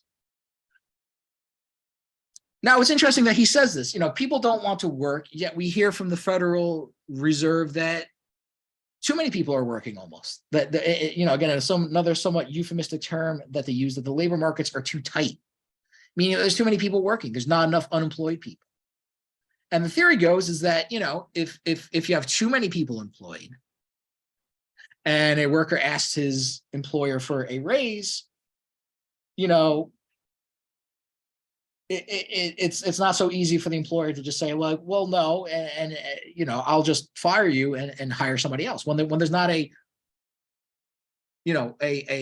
robust supply of unemployed people, it makes it harder to replace workers, which means that employers have to sort of give into their demands more. But of course, this idea of a so-called tight labor market completely contradicts what Marcus is saying here. And this is for an interview that was only from December, I believe. So not that long ago. Now, another term that I've heard used about a couple times is that capitalism is a system of voluntary cooperation. Now, I don't know who coined this term, but I've heard it at least 2 times fairly recently. One, I heard a clip on the Joe Rogan show where he had the CEO of Whole Foods on, who said this, that capitalism is a win-win-win, presumably, I guess, for employers and employees, and I guess for consumers, as well. And I also heard somebody say this on a political talk show where a right-wing caller was calling in, I guess, to debate the host of the show. And he also referred to capitalism as a system of voluntary cooperation. Is it? Is capitalism a system of voluntary cooperation? I find that very curious use of the word voluntary or even cooperation, where, if you don't work in a capitalist system, you will literally die. I mean, that's literally what will happen to you. You will become unemployed. And if you're unemployed for a long enough period of time, you will die. Or at the very least, eke out an existence, a very sort of substandard, style of living, basically. So what's voluntary about that? I find it hard to believe that anything could be considered voluntary where the threat of death has to literally be invoked to keep people cooperating, so to speak. And and these are the kinds of arguments that you hear for people who defend the capitalist system. They are just incapable of realizing the extremely coercive aspects of how a capitalist system actually operates, let alone the fact that this guy believes he actually earned $8 billion by himself, apparently, not through the exploitation of labor, not through various other means of probably manipulating stocks and things like that. Anyway, so let's oh God, I don't know, it's already getting near 2 o'clock, so I don't know how much time I spent on this. I did really want to get through Act 1. So far I've just gotten through the first scene, but I'll try to run through this really quick. So some of the stuff I've probably shown already, but it bears repeating again because frankly I mention these things in a lot of classes, and too often it seems to just kind of go in one ear and out the other. That being said, I want to try to move through it pretty quickly. So, when people like Marcus or other people complain about socialism in this country, I mean, they're basically babies who are complaining because they only get 90% of what they want and not 100%. I mean, this is a guy who's worth $8 billion, basically complaining about workers in this country. The same people whose labor has made him a billionaire. He's still bitching and complaining about them, basically. Anyway, I mean, there's so much evidence that would contradict what he's being said. Probably most people don't need the convincing of this, but just in case, and it's worthwhile to go a little more in depth on it anyway. I mean, the United States is simply the most unequal country, certainly of any so-called advanced economy in the world, and maybe just period might be the most unequal country. There might be some extremely poor countries where you have a even greater wealth polarization. But again, as you can see here, compared to France, Germany, Greece, certainly a country with a lot of issues, Ireland, Italy, so on and so forth. The United States is significantly a more unequal country. This is, by the way, what they call the Gini index or the Gini index. Is basically a, without going into details about it, it's basically a measurement of the level of inequality that exists within society. Simply put, the higher the line goes, the more concentrated income is at the top. And you can see that, the US is significantly more of an unequal country. Kind of hard to make the argument that the US is a socialist country when it is also the most, economically polarized, country in the world, basically, or again, at least among developed economies. Again, wages within the country have been stagnant, or in fact, when adjusting for inflation, have actually declined within the country over a period of about 40 or 50 years or so. According to this graph, it's only in 2019 where wages reached their level that they were at in 1973 at a whopping $23 an hour. But again, according to Marcus and people like that, they're being overpaid, or they're asking for too much. Now here you have a measurement. Now here you have somewhat of a conflicting view. Now here you have a measurement of median household income within the United States. And you see the median household income has increased. But there are reasons why I would, not exactly trust this measurement of the economy. One, because simply put, the median household income can be sort of pulled upwards by, the enormous, by the enormous wealth of people at the top. It doesn't say anything for how the income is basically distributed within the economy. It is basically, again, a median of household income. So, people who have very high incomes, of course, will pull this number up more. And anyway, Americans may even have a higher income than many people in, let's say, European countries, for example. But, high incomes, as many people have explained, or wages is not the most important thing, right? What matters is, what you can actually buy with your wages. And the United States is an extremely expensive, high cost economy. To use just one statistic, which I think is fairly well known, in Europe, and Europe is not a country, obviously, but I guess there is a certain equalization of prices, maybe stemming from the use of the euro. I'm not quite sure, but it has been widely reported that Europeans on average basically spend only about 10% of their income on housing, for example, whereas Americans spend about 30 to 40% of their income on housing, significantly more. So they may make more money, or they may have a higher income, but Americans on average generally enjoy a lower standard of living. They have less discretionary income, essentially because the costs of everything are so high that most Americans basically live, as they say, paycheck to paycheck. So they may be making more money, but as soon as they get paid, basically that money goes out the door to pay, to pay for bills, to pay for rent and mortgage, and to pay for credit cards and everything else.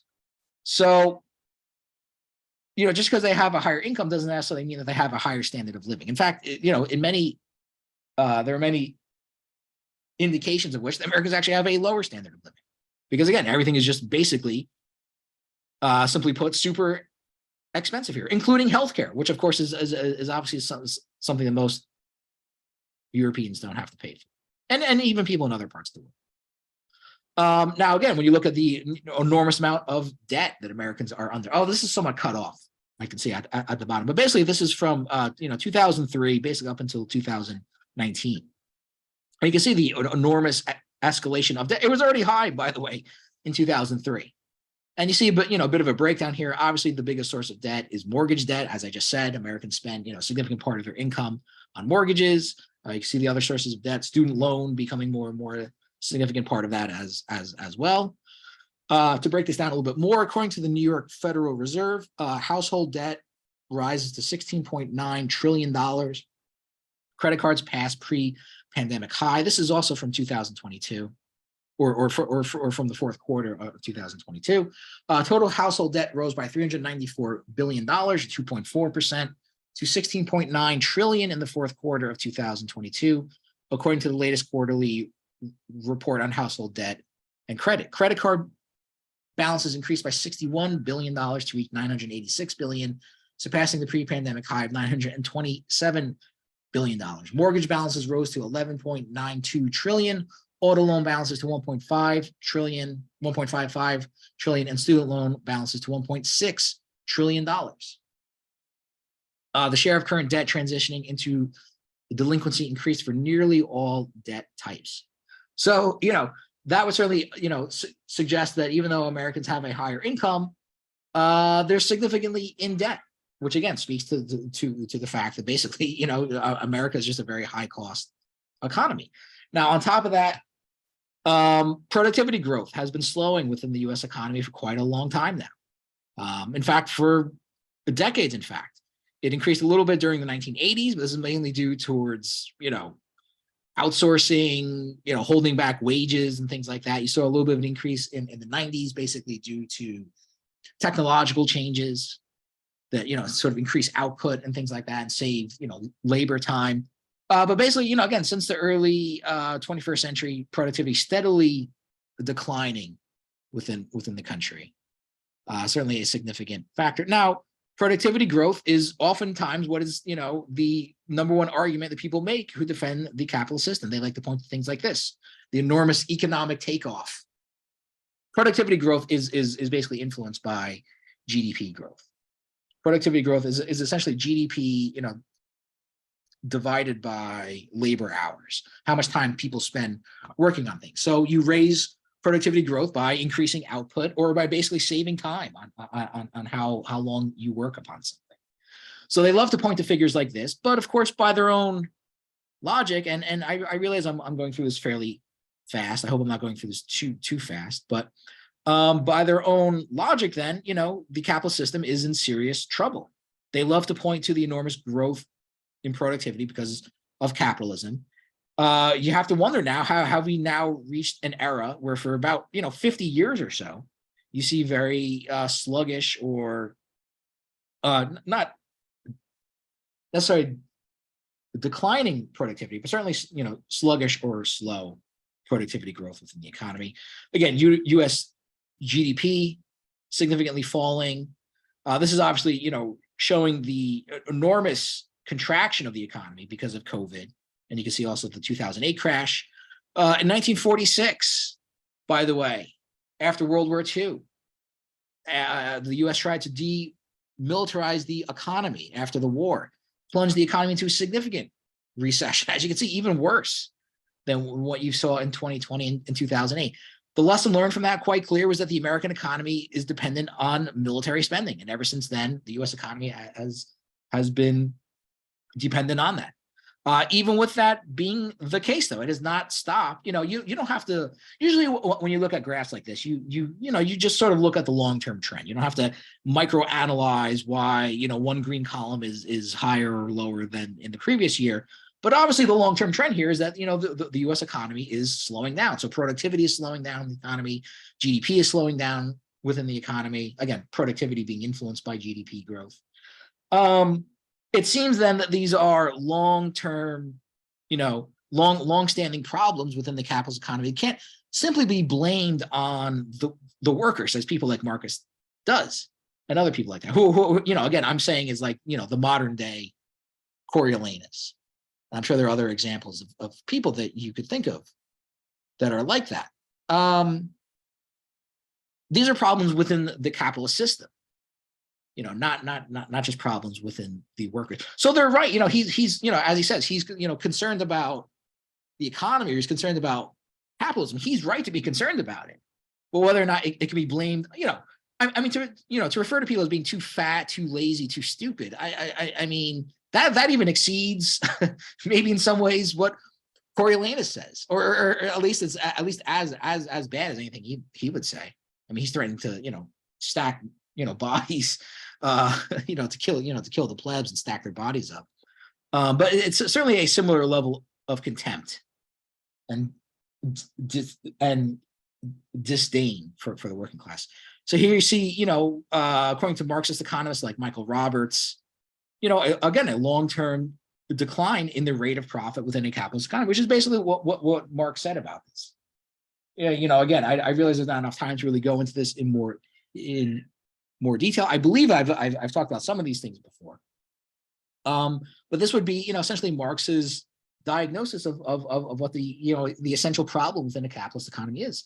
Capitalists cannot maintain the profit rate of the economy for very long. And as the profit rate begins to fall, it leads to people being unemployed. It leads to economic crises. And then it creates a depression out of it. And for Marx, there's a continuous downward pressure on the profit rate. So the only way in which you can really offset that is to basically squeeze more, value out of the workers, basically, or find cheaper sources of labor, or find ways to decrease, the cost of labor, which you can't really do anymore. I mean, outsourcing and technological improvements that save time and things like that. We've essentially maxed those things out. So there's really not that much else you can do. But again, I mean, these are sort of long-standing problems that are, at least in a Marxist view of things, inherent within a capitalist system itself, not something that you just blame on people being lazy and stupid, which again doesn't even make sense when you have the Federal Reserve literally saying that too many people are employed. So when you look at the average number of hours that Americans work, this might be somewhat unclear here, but the average hours worked in the United States is this sort of lighter orange, and the United Kingdom is darker orange. Now, hours worked in the U.S. has declined since the 1950s. Americans work less hours overall.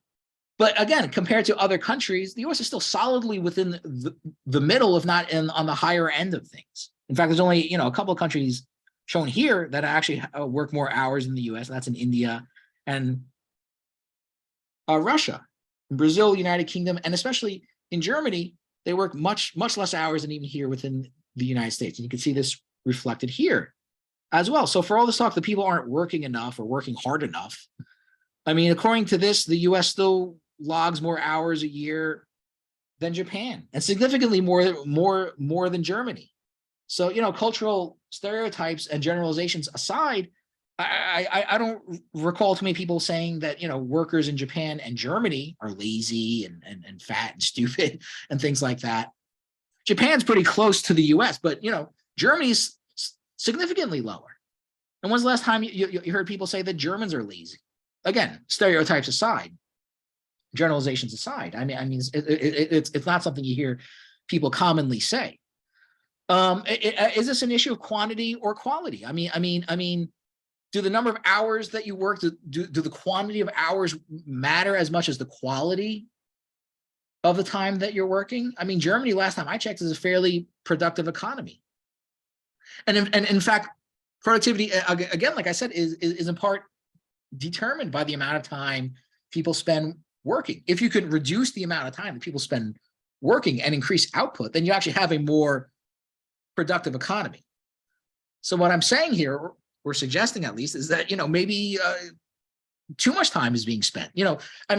People who complain about Americans not working long enough, what they're really saying, whether they realize it or not, is that they just want sort of more mindless drudgery. They just want people to just, take more time doing something, which probably could be done in much less time.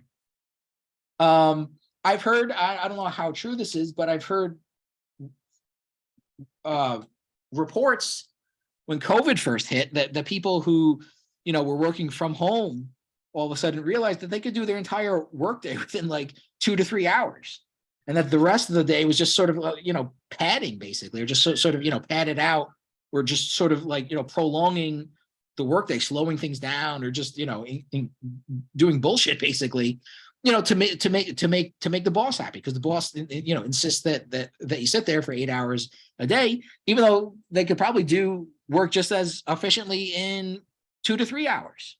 So again, the issue of, quantity versus quality, I think, is interesting here. And this is, I think, is the last one I have, but, most, alarmingly of all, I didn't even show, there was another thing I was going to show, but I'll just leave it aside for now. But, a startling decline in life expectancy within the United States. The US, and, again, going back to what I was saying before about France, and for example, the US has has a higher retirement age than many other countries. They get less paid vacation days, get less sick leave. Women get less maternity leave than almost any other country, certainly any other country that's on a similar level of economic development to the United States. And yet these people like Marcus and people like that can't stop complaining about how good Americans have it. Even though by almost any other, comparable standard, American workers have it worse, than almost any other country. And yet that's not good enough for them. They want their condition to be even worse. And you see this, the real toll that this takes upon people. I mean, Americans, this actually shortens people's lives. Americans work too hard and have to endure, reduced living standards. You could talk about, the poor quality of food, which is permitted here versus other countries, things like that. Obviously, the lack of healthcare is a significant issue as well. The US has the highest maternal mortality rate, the highest infant mortality rate, especially among African-American women and children. And you can see that all these things really take a toll, that it actually, leads to a lower life expectancy within the US than what you would see, again, in most other countries. And certainly COVID hasn't helped with that either. So I don't know what these people are talking about when they complain about the US being a socialist country. Compared to what? I mean, like, like I said, in most areas, the US lags behind far too many other countries, in terms of social rights and things like that. Anyway, I realize we're running short on time, so I ran through that very quickly, but I hope I got my point across. Now, scene 2 doesn't really have, much doesn't happen there. You sort of see the perspective of the Volsci. What is interesting about that is that they have kind of the opposite point of view. They see the Romans as being the aggressors, whereas the Romans, of course, see the opposite. Interesting how wars often happen that way, right? Both sides, essentially accuse the other of being the aggressor within the conflict. So that's a very short scene, but it is, interesting that Shakespeare includes that there. Now, in scene 3, one of the most important scenes, at least early on in the play, is that you finally get introduced to Coriolanus's mother and his wife, Volumina, his mother, and Virgilia, his wife. And you can see that, where Coriolanus gets a lot of his qualities from. He's definitely influenced by his mother here, who's, if anything, even more, bloodthirsty and ruthless than he is. And oddly enough, she says, if my son were my husband, I can't imagine many, women imagining what it would be like if their sons were their husbands. But anyway, she says that if my son were my husband, I should freelier rejoice in that absence wherein he won honor than in the embracements of his bed where he would show most love. And you see Coriolanus say something similar to this later on, where they're basically saying that, yes, fighting and killing people in battle is better than, making love, basically. And again, she's talking about her son as well. Hear me profess sincerely, had I a dozen sons, each in my love alike, and none less dear than thine and my good Marcius, I had rather had 11 die nobly for their country than one voluptuously surfeit out of action. Basically saying she'd rather her children die in battle as long as they died in a noble fashion. Yeah, basically the opposite of make love, not war. And she has an even more startling. Oh, here it is actually.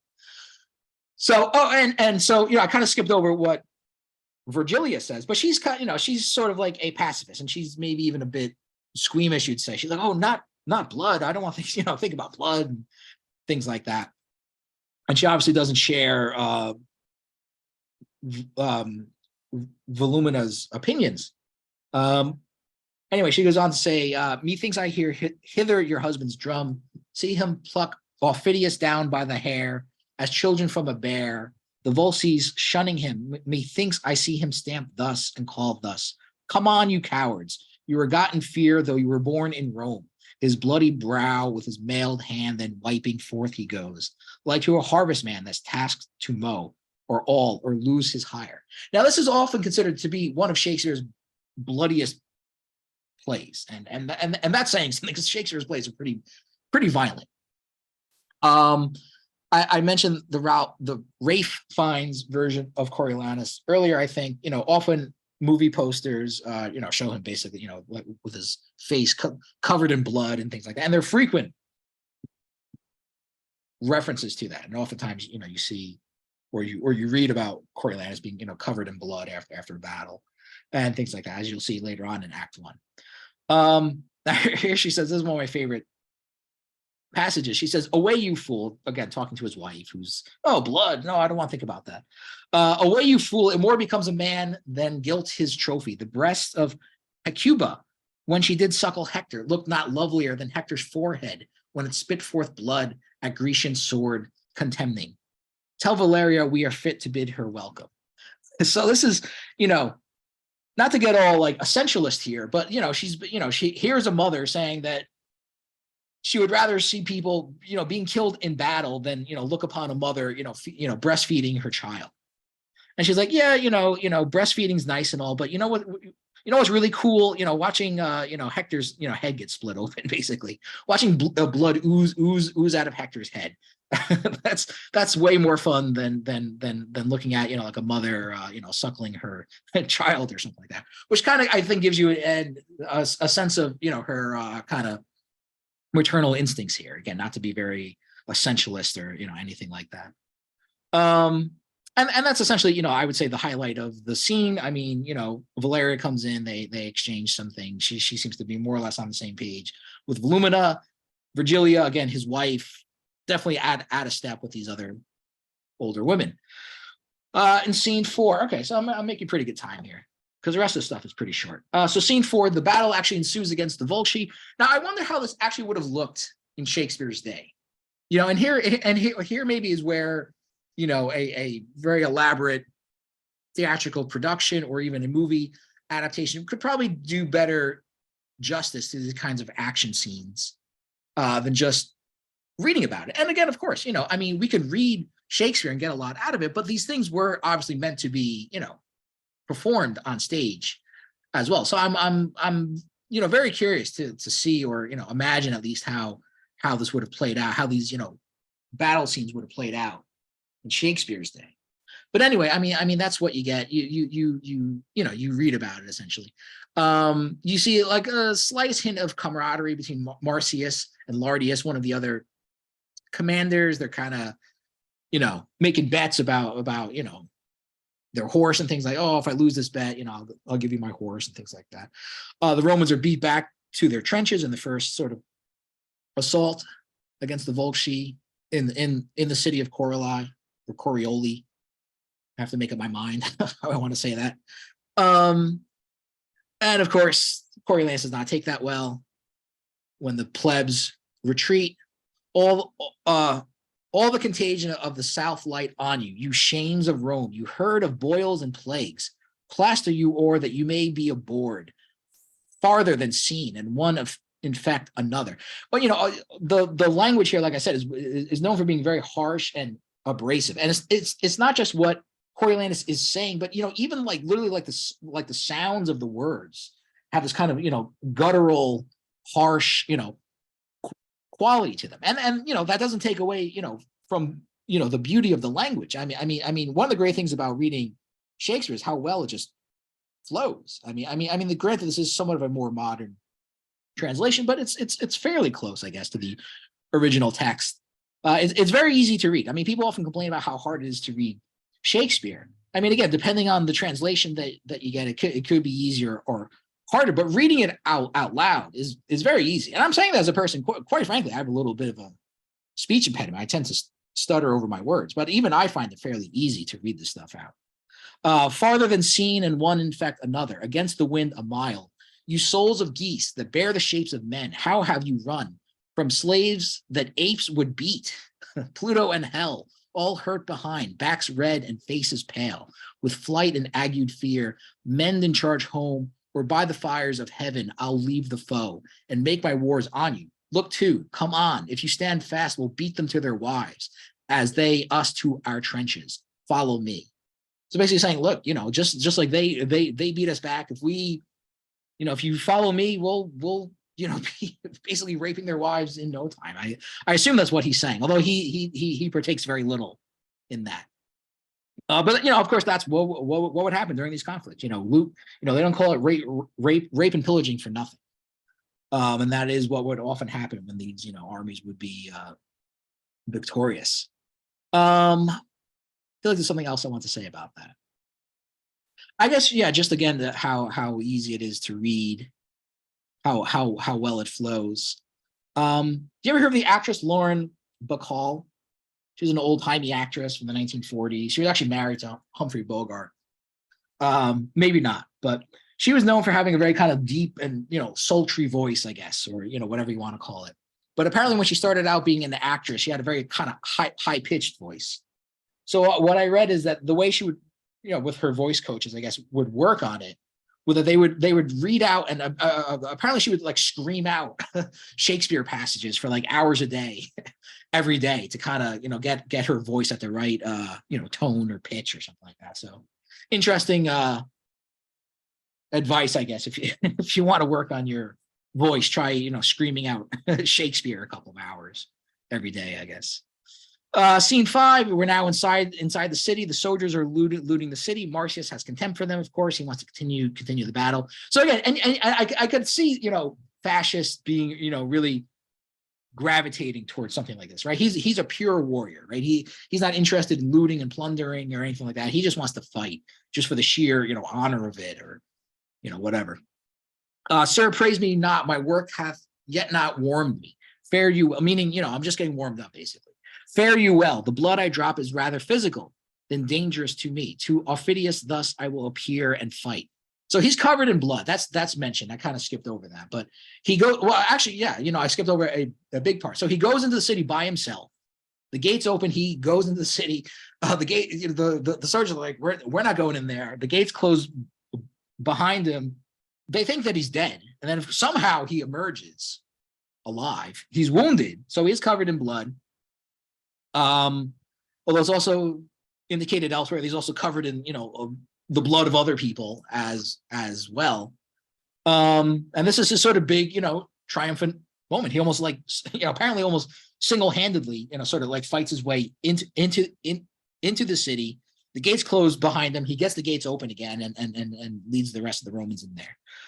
Now this is not mentioned in the play, but fortune is brought up here. The idea of, fortune favors the bold, meaning, and this is again another reference to Machiavelli, but the idea that for Machiavelli, fortune is basically like luck or something like that. I guess Machiavelli would be one of those people who say that, we make our own luck in life. And yes, there's a certain amount of randomness that happens, but if you're a bold and decisive person, that you can sort of control fortune to a certain extent. Now, interestingly enough, Fortuna is the goddess of luck or fortune, basically, and often portrayed as a woman. And he does, Machiavelli does have some references basically to, like a strong man basically can sort of, I don't know, subordinate fortune.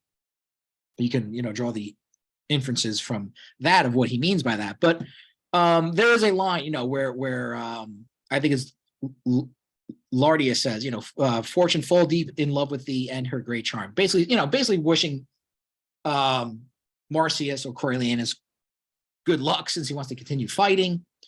For Machiavelli, again, virtue, often depicted that way to separate it from the Greek concept of virtue, which we know from talking about Plato and Aristotle, is very much a distinct thing. For Machiavelli, virtue was basically, again, being a practical minded person, knowing what to do in the circumstances, but also, again, having that quality of adaptability and being able to sort of change with the circumstances, not just being sort of, dead set on one course of action, but being able to sort of, adapt to the changing circumstances, which, again, because of Fortuna, change all the time, right? You think you're about to fight a battle, you're all prepared and ready to go. Oh, it rains the night before. Now, now the ground's all wet, and your horses can't, whatever, charge over the mud or something. I think he actually makes reference to things like that.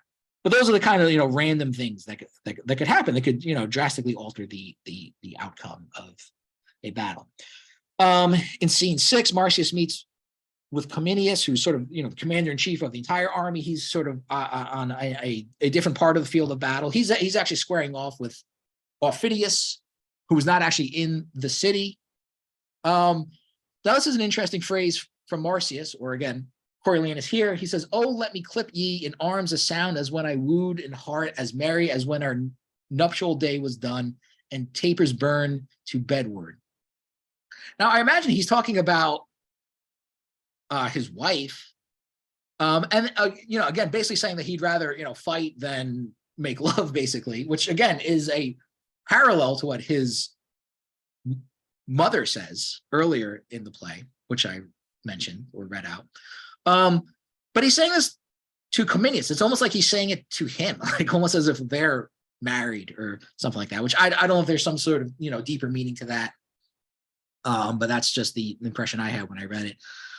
He mentions that he leaves the matter of decrees within the city to Lardius, who's going to get executed, who's going to get ransomed, who's going to get pardoned. Again, showing he's not really interested in the administrative aspects of ruling, even being in a military sense. You think of the Allied occupation of Germany and Japan after World War II. Like, he doesn't care about any of that stuff. He just wants to fight. Of course, once again, showing contempt for the masses, the common file a plague, tribunes for them, the ne'er shun the cat as they did budge from rascals worse than they. Again, just incensed at the fact that they have, political representatives and things like that. Scene 8, Marcius and Aufidius square off. Within these 3 hours, Tullus alone, I fought in your Corioli walls and made what work I pleased. 'Tis not my blood wherein thou seest me masked for thy revenge. Wrench up thy power to the highest. So he's basically, goading him into a fight. They fight. Marcius is victorious, of course. Scene 9, we're getting near the end here. They all converge. They're flattering him, for his, brilliant victory in battle. He doesn't care, basically, pray now no more. My mother, who has a charter to extol her blood, when she does praise me, grieves me. I have done as you have done. That's what I can. Induced as you have been. That's for my country. He that has but affected his goodwill hath overtaken mine act. So he doesn't want to hear praise from anybody. His mother praises him. He doesn't want to hear it. He's not interested in money or praise at all. This is where he officially becomes Coriolanus. It's sort of a honorific title that's sort of, given to him for his great victory in the city of Corioli, where he now officially becomes Coriolanus. And that's basically, and then so scene 10, basically you now once again see the perspective of the Volsci. You see Aufidius. He's upset at what happened, of course, obviously. He wants a chance to basically square off with Coriolanus again. All right, so I actually got through all of that. I was worried it's about 2:15. So that's good. I know I kind of ran through the last few parts pretty quickly because time sort of got away from me here. Again, I think it's interesting to think about who the modern day Coriolanus would be. There would certainly be many. I would say, generally speaking, the American ruling classes are fairly cruel people, it seems like, and don't have much empathy or understanding of the plight of working class people at all. Certainly, Coriolanus does not display any of those qualities. Okay, so are there any, and this is just the first act, of course, so we'll continue this next week as well. Does anyone have any questions for me about anything? Okay. All right, so that's all for today. So take care and we'll meet next week.